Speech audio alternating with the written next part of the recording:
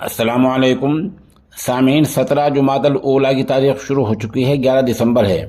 خبر کا عنوان ہے مشہور عالم دین کا انتقال۔ اس خبر کے لیے مولانا ظہیر الدین صاحب ہمارے رابطے میں ہیں۔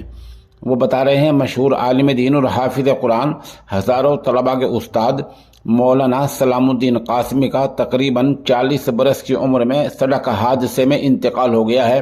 انا للہ و انا الیہ راجعون۔ مولانا مرحوم بستی سسونیا، تھانہ بنجریا، ضلع مشرقی چمپارن، بہار کے رہنے والے تھے۔ ان کی ابتدائی تعلیم حفظ و ناظرہ مادھوپور مدھو مالت و منبع العلوم مادھوپور مہوا میں ہوئی۔ عربی کی تعلیم مدرسہ منبع العلوم مشرقی چمپارن میں ہوئی۔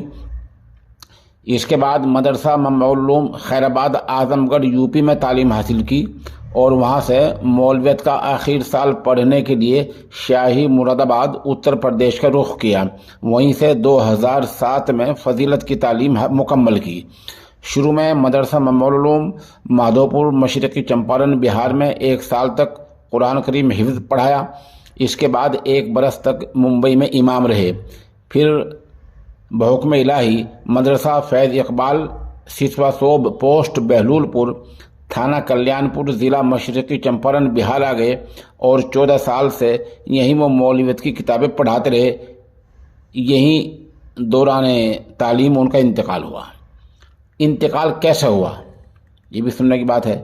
مرحوم 8 دسمبر 2022 کو جمعرات کے دن مدرسہ فیض اقبال سے سبق پڑھا کر بذریعہ موٹر سائیکل قاری کلیم اللہ کے ساتھ اپنے گھر سسونیا، تھانہ بنجریا، مشرقی چمپارن جا رہے تھے۔ تقریباً 3 بجے چکیا اور پیرا کے بیچ پیچھے سے ایک نامعلوم گاڑی والا ٹکر مار کر فرار ہو گیا۔ مولانا کے سر میں چوٹ آئی جس کی وجہ سے وہ بے ہوش ہو گئے۔ علاج کے لیے رحمانیہ موتیہاری اسپتال لے جایا گیا۔ مدرسہ فیض اقبال کے 2 مدرس مفتی محمد صابر، ناظم مدرسہ حافظ نوشاد اور مرحوم کے رشتہ دار آخر تک موجود رہے۔ مرحوم چوٹ کتاب نہ لا سکے اور اللہ کو پیارے ہو گئے۔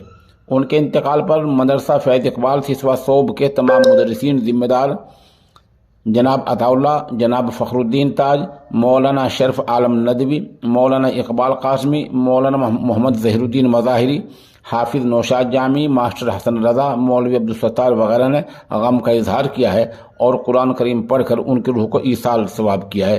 موقع کی چند تصاویر بھی پیش